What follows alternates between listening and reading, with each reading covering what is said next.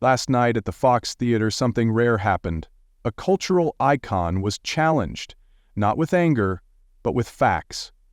And for millions of Americans who've grown tired of noise and spin, this moment wasn't just satisfying, it was a turning point. Stay with us, because what you're about to witness may restore your faith in real leadership. The lights inside the historic Fox Theater in Atlanta dimmed, but the tension only thickened.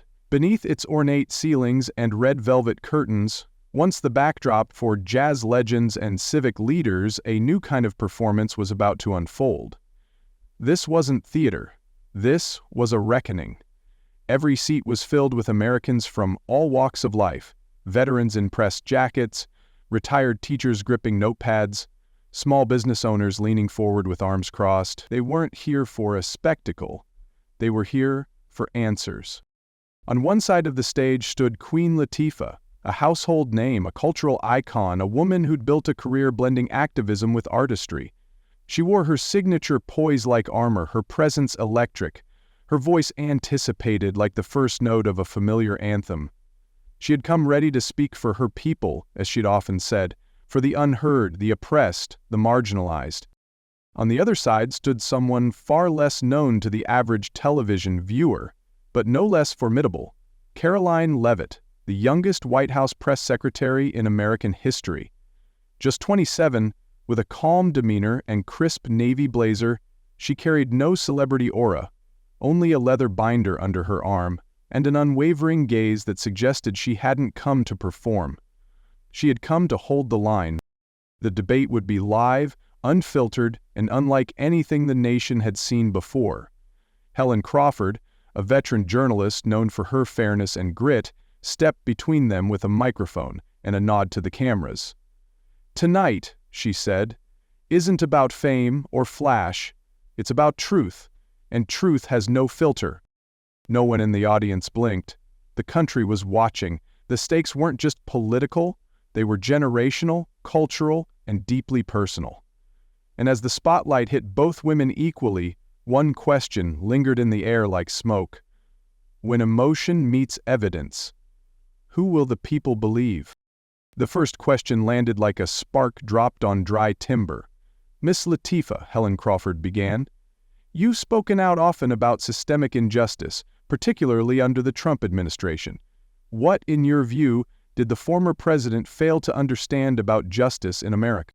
Queen Latifah didn't hesitate. She stepped forward, her voice a slow, deliberate cadence, part sermon, part spoken word. "He didn't understand fear," she said, scanning the audience with eyes heavy with memory. "He never had to walk with it. Never had to tell a nephew how to talk to the cops, how to survive a traffic stop." She paused. "Under Trump, police violence wasn't condemned, it was defended.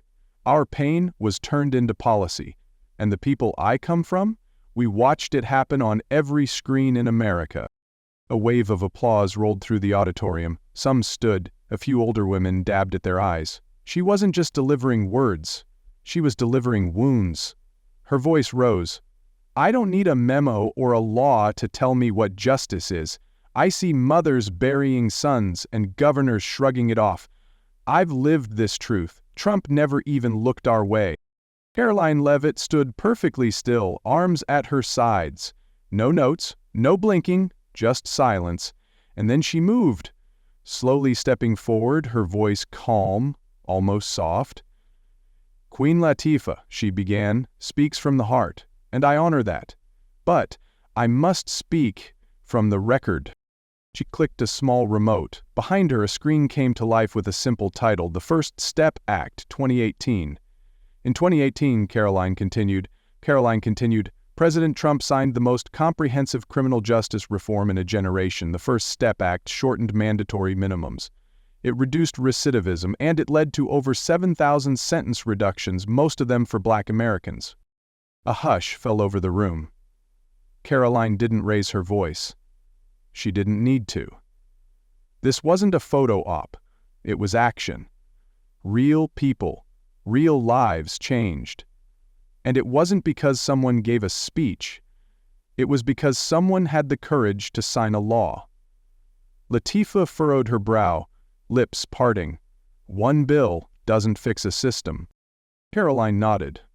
No, it doesn't, but it's a start. A first step. She let the words hang. And when the First Step campaign reached out to you, she turned back to the screen where an invitation letter now appeared, asking you to help promote prisoner reentry programs funded by that same act. You declined. The room stirred. Murmurs rose. Latifah's jaw tightened. I get asked to do hundreds of events a year. I can't attend them all. But this wasn't just another gala, Karoline replied. It was a program that helped formerly incarcerated black men find jobs, get housing, be seen as human again, and you said no. The audience was split, some still sympathetic, others stunned. Latifah stepped forward. Don't you dare question my commitment to justice. I've been fighting for people long before you knew what a podium was. Karoline didn't flinch. I'm not questioning your heart. I'm questioning your choices, because it's one thing to speak, it's another to show up. There it was, the first real hit. Not flashy, not cruel, just a clean strike of accountability. It landed hard because it didn't come from rage, it came from restraint. Moderator Helen Crawford stepped in, her voice steady. Ms. Leavitt, what would you say to critics who argue the First Step Act was only signed for political optics? Karoline glanced at the audience, choosing her words like chess pieces. I'd say talk to the thousands of families reunited. Talk to people who walked out of prison and walked into jobs. No headline can replace a father at a dinner table. No soundbite brings a son home. Action does. The room exhaled collectively. Somewhere in the third row, a Vietnam veteran nodded slowly. This wasn't what many had expected. Karoline Leavitt wasn't trying to out-emote a legend. She was offering something else entirely. Certainty, consistency, and a kind of quiet leadership that didn't chase applause. Latifah crossed her arms, looking down briefly as if searching for a new foothold. She had drawn first blood, but Leavitt had drawn something stronger. Doubt. The Fox Theater, once echoing with cheers, now held a quieter energy. Not apathy, not confusion, something more dangerous for a performer, curiosity. The crowd was starting to listen, and Karoline Leavitt had only just begun. The lights dimmed slightly as Helen Crawford took a deliberate breath, her tone now shifting from justice to economy. Let's talk about something that hits every American kitchen table. The economy, she said. Ms. Latifah, you've often criticized President Trump's economic record, especially in relation to black families. What's your response to claims that his policies actually lifted incomes and lowered unemployment for minority communities? Latifah leaned forward, her voice tinged with frustration. What good is a job if it doesn't cover groceries? She snapped. I don't care what the charts say. I've walked through neighborhoods where families are lining up at food banks, mothers working 2 jobs and still drowning in bills. Under Trump, inflation crushed us. Gas, rent, milk, all up. And the jobs he bragged about? They never made it to our streets. Henry looked up. She stepped away from the podium, eyes locked on the audience. He called it the best economy in history, but the people I know call it survival. And that's not success. A corner of the room clapped. Slower this time, more measured. The emotional resonance was there, but something in the delivery didn't quite match the gravity of her earlier words. People were listening, but they were also waiting. Karoline Leavitt didn't move right away. When she did, it was with the same quiet certainty that had caught the crowd off guard before. Emotion is powerful, she began, but truth, economic truth, is verifiable. She tapped the remote again. A chart appeared behind her showing rising income trends from 2016 to 2019.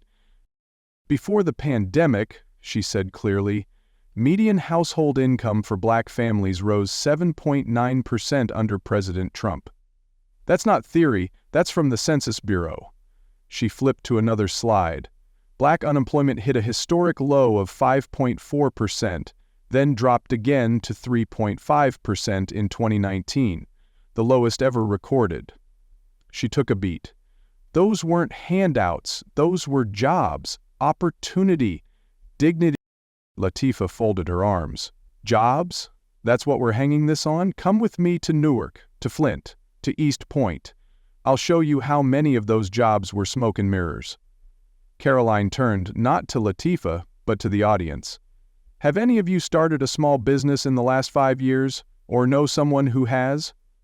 Hands rose slowly, scattered through the theater. She pointed toward the raised hands.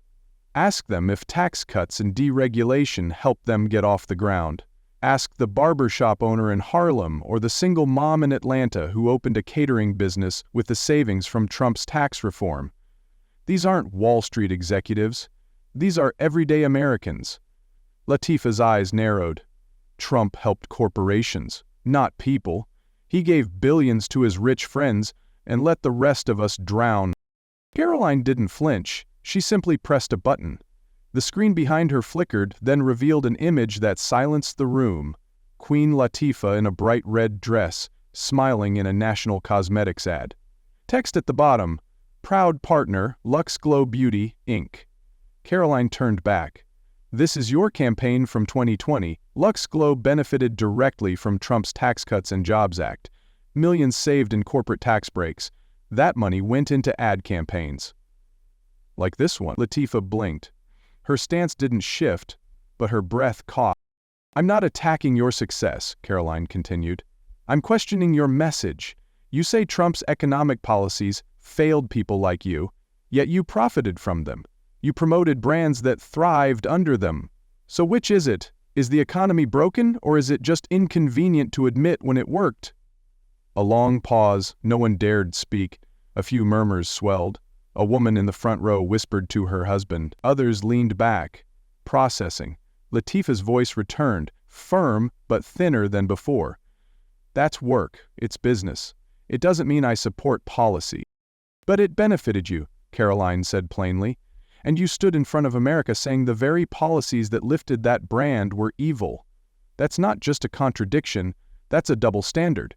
She paused, letting the silence settle. Ordinary Americans don't have the luxury to say one thing and live another. They live with the consequences of these policies every day. They know what helped them and what didn't. The moment hung in the air like smoke from a blown-out candle. No attack, no insult, just exposure. Moderator Helen Crawford stepped forward, her voice a neutral tether. We'll let the audience decide what to make of that, but the numbers and the narratives are now on the table. And as the camera panned across the audience, it wasn't applause or boos that defined the moment. It was attention, unbroken, intense, and shifting. The crowd was beginning to understand something. One woman was giving them passion, the other was giving them proof. The moment came quietly. No fireworks, no fanfare, just the unmistakable shift in a room that suddenly realized the mood had changed. Helen Crawford sensed it too. Her voice was gentle but deliberate. Tonight, we've heard powerful words and strong statistics, but the question that matters most to our viewers watching across this country is simple. Who is consistent? Who do we trust? Latifah took the cue. She stepped forward, chin high, voice steady. Trust comes from lived experience, she began. I've spent decades using my platform to uplift my people through film, through music, through community outreach. I visited schools in Newark, I've funded scholarships. I've marched when it wasn't convenient. That's trust earned, not because I held office, but because I showed up. Applause rippled softly through the theater. It was warm but not overwhelming. Her words, while sincere, didn't hit with the same weight they once did. The audience was no longer just listening. They were measuring. Karoline waited for the last clap to fade. Then, slowly she stepped to the front of the stage. No slides, no charts this time. Just her, the microphone, and a truth that needed no graphic. Miss Latifah, she said, you've done good work, I respect that. But trust, real trust, comes not just from showing up. It comes from standing firm in the same direction when the cameras are off. She turned toward the audience. Let's look at the record. The screen behind her flickered to life, showing a montage of Latifah's past appearances. A speech at a rally decrying corporate greed, an interview slamming tax breaks for the wealthy, a podcast clip calling Trump's policies toxic for black communities. Then the screen paused on a still image, Latifah smiling at a charity gala, standing beside a foundation executive known for backing Trump-era opportunity zones. Karoline spoke again. This photo is from a 2020 event hosted by the Heritage Equity Coalition, a group that helped design Opportunity Zone policy. You attended, you praised their work, and they raised over $5 million, 0 cents that night, for programs funded by President Trump's legislation. The crowd murmured.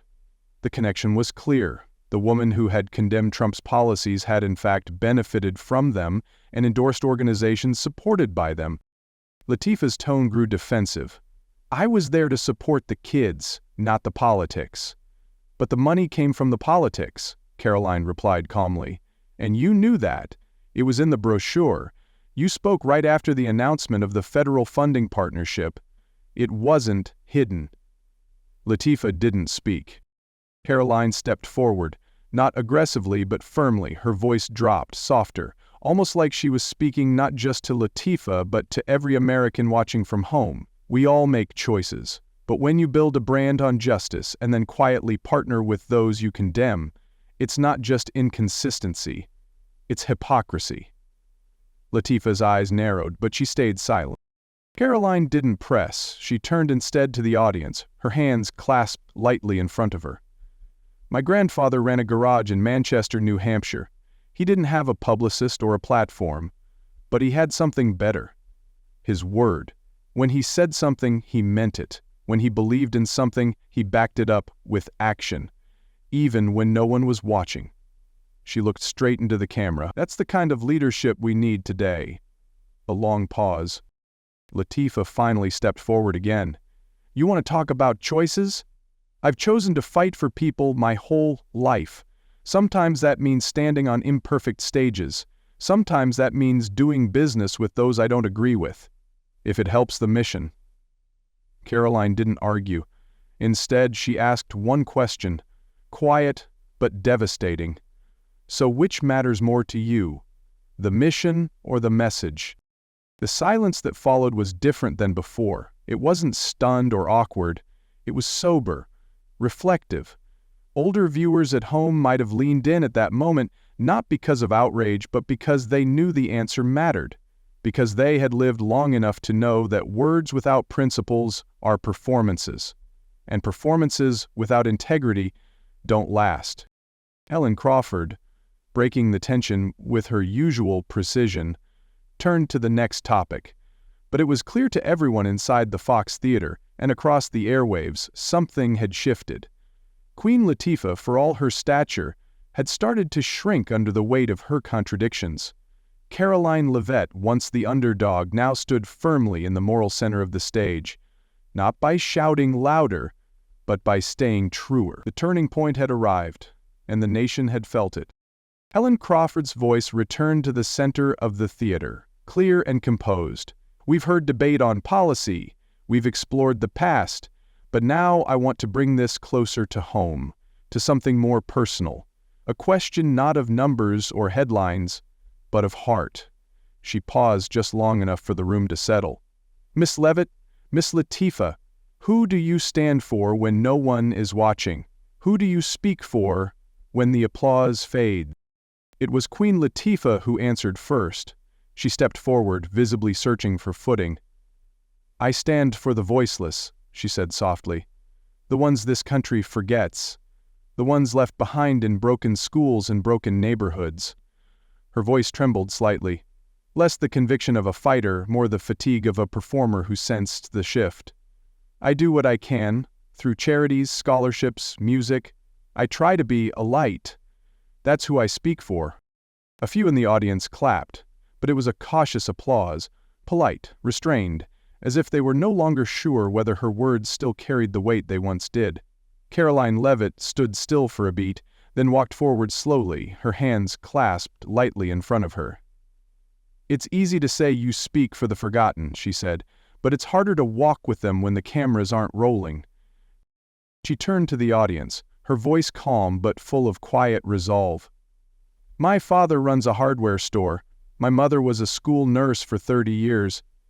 They don't have agents or foundations or publicists. But they raised me to believe that leadership isn't a slogan, it's a responsibility. And if you say you care about people, you show up when it's messy, when it's quiet, when there's nothing to gain."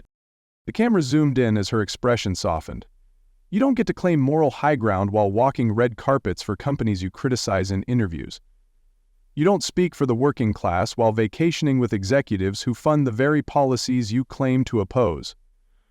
Latifah's jaw clenched. She interjected, her voice cracking just slightly. "So now success is a sin?" "No," Karoline said gently. "By using your success to condemn the ladder you climbed, that's not leadership." A few gasps, a couple of spontaneous claps. The line struck, not as an insult, but as a revelation. For many in the audience, especially those who had worked hard their whole lives without applause, it hit home. Not because they disliked Queen Latifah, but because they saw themselves in what Karoline was describing. The forgotten, the overlooked, the ordinary Americans whose stories never made the screen. Karoline turned back to Helen, then looked directly into the camera, addressing not just the room, but the millions watching at home. "I speak for the parents paying rent and college tuition in the same month, for the veteran who waits 4 months for a doctor's appointment, for the single mom who doesn't want pity, just a policy that actually helps." She paused. "They don't want slogans. They want someone who doesn't forget them the moment the speech ends." Latifah, trying to recover, spoke again. "I've spent my life helping. You can throw all the shade you want, but I don't need a podium to prove my loyalty." Karoline responded, not with fire but with steel. "Then why do the podiums always seem to appear when the sponsors are right?" Silence. The weight of the moment didn't come from shouting. It came from something far more unsettling, for a celebrity culture built on image, a calm confrontation with truth. A kind of truth that older Americans, who had seen movements rise and fall, slogans come and go, instinctively recognized. Helen Crawford stepped in once more. "We're not here to crown anyone, but I think our viewers understand what's at stake. In a time when trust is fragile and everyone claims to speak for someone, consistency matters. Integrity matters." The theater was quiet again, not with indifference, but contemplation. Viewers at home, especially those who had voted for both parties in their lifetime, who had watched decades of political theater and celebrity sermons, were now faced with a simple but cutting question. Who really walks with the forgotten, and who only remembers them when it sells?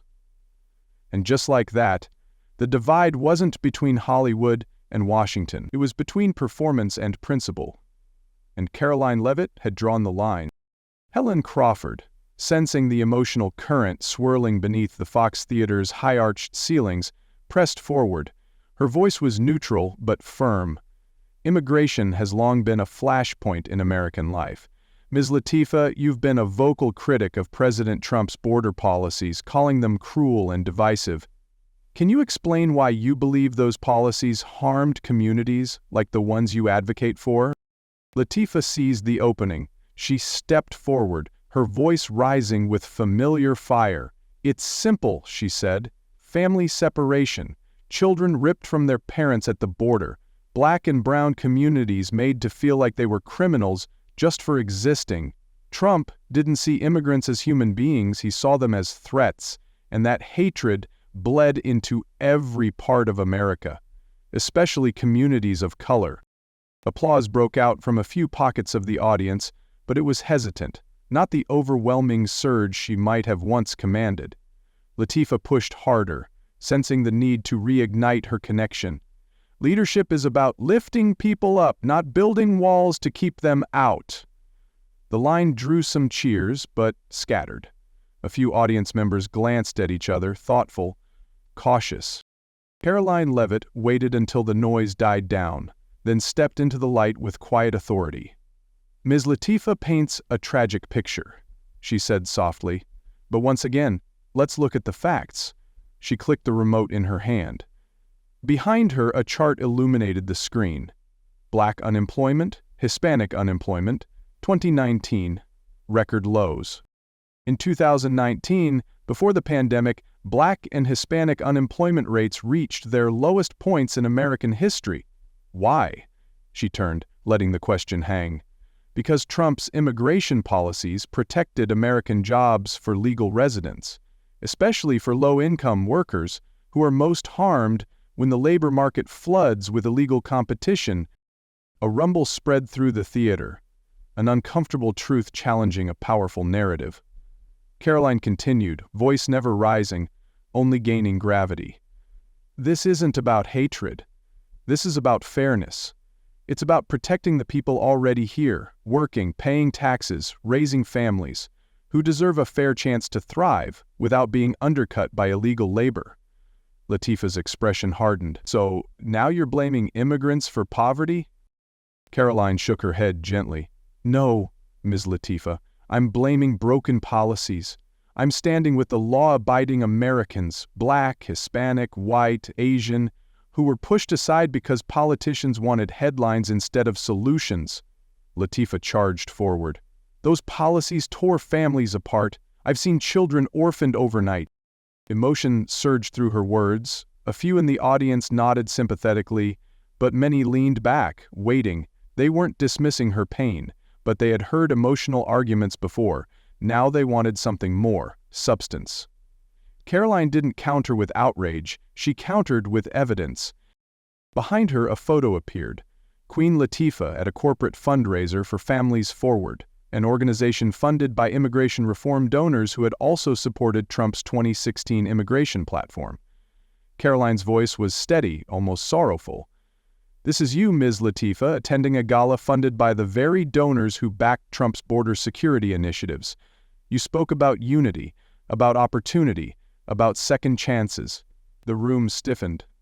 The screen didn't lie. Latifah's voice cracked slightly. I was there to help families, not politics. But politics funded it, Karoline said softly. Politics made that room, printed that program, funded those scholarships.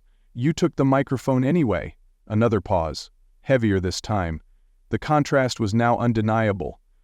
It wasn't about heart versus heartlessness. It was about consistency versus convenience. Karoline turned to the audience, her tone tightening into something both personal and universal. Family matters, but so does honesty. And when our immigration system is broken, it's the working families, legal citizens, who pay the highest price. In lost jobs, in crowded schools, in strained hospitals, in forgotten promises. She paused. Fixing immigration isn't cruelty, it's compassion. For those who followed the law, who waited years to enter the right way, and who now watch illegal entry go unchecked. Latifah tried again, voice rising. I've seen the pain firsthand. You can't spin cruelty into compassion. Karoline faced her directly, eyes steady. Pain is real, but so is fairness. And if you care about families, you care about every family, not just the ones that fit a headline. You protect their jobs, their schools, their future. The Fox Theater sat, suspended in silence. Older veterans in the front rows shifted forward, brows furrowed, not in anger, but in thought. Retired teachers, pastors, former factory workers. Many knew firsthand what it meant to lose work, dignity, and opportunity to policies written by people who never lived in their neighborhoods. Helen Crawford's voice cut softly through the silence. It's clear both of you care deeply about your country, but caring isn't enough. Action and consistency must follow.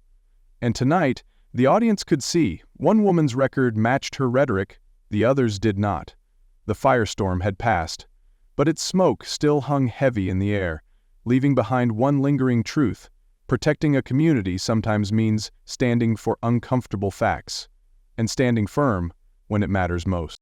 The stage felt heavier now, as if the weight of the past hour had sunk into the wood beneath their feet.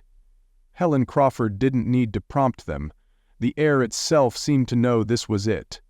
The final exchange, the moment where words would stop being performance and start becoming legacy. Queen Latifah stepped forward first, this time without fire. Her voice was quieter, almost introspective. "I didn't come here to be perfect," she began. "I came here to be real. I've made choices, some I'd make again, some I'd change. But through it all, I've tried to do right by my community. I've used my voice to speak for those who didn't have one. Maybe I've stumbled, but I've never stopped caring." There was something honest in her tone, a vulnerability that softened the edges of her defiance. A few clapped, some nodded, but the applause no longer echoed. It landed quietly and faded fast, because caring in this moment wasn't the same as leading.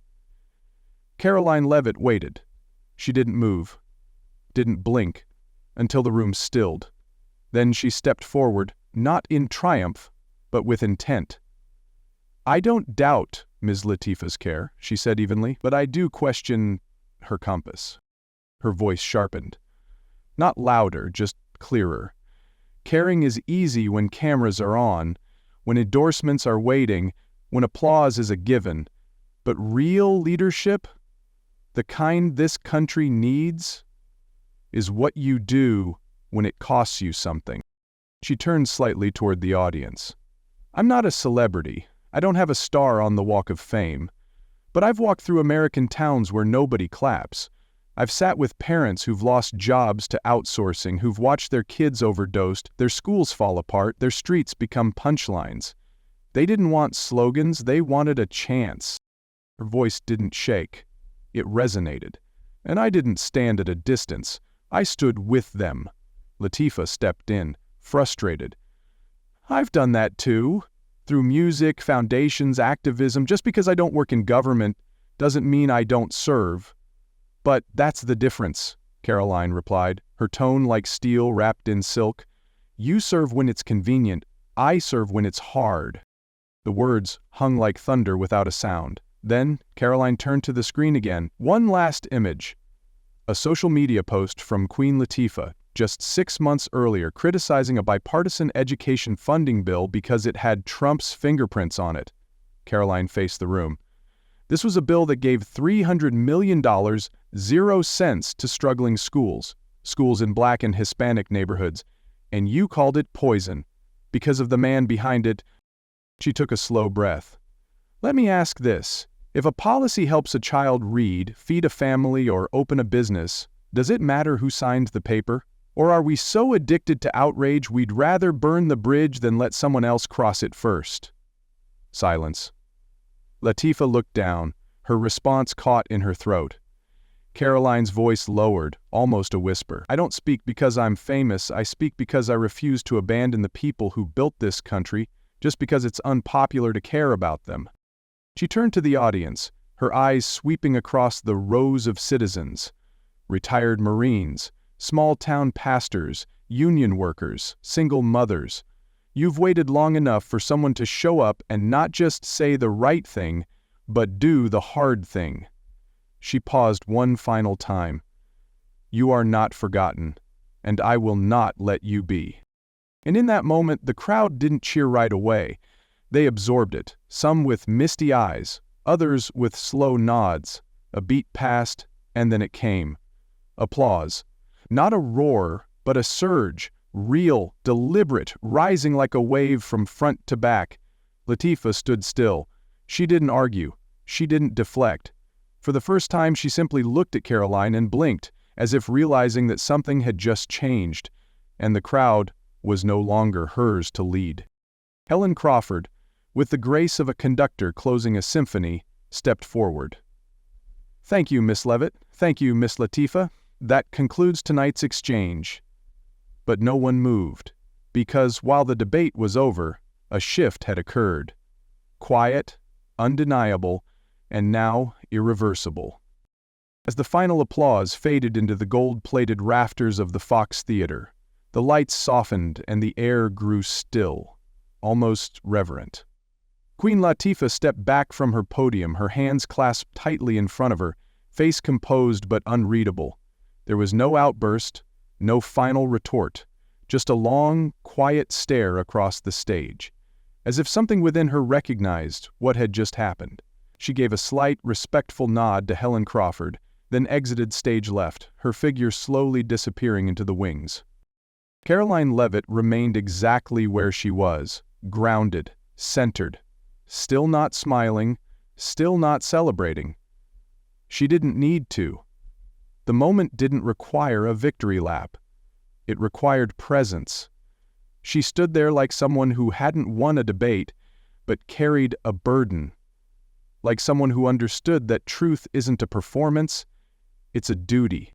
Helen turned to the audience, her voice warm but weighted. Tonight, we witness something rare in modern American discourse. Not just a clash of ideas, but a confrontation between narrative and reality, between platform and principle.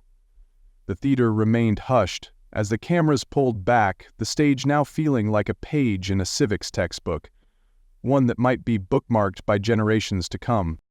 Outside the Fox Theater, social media exploded in real time.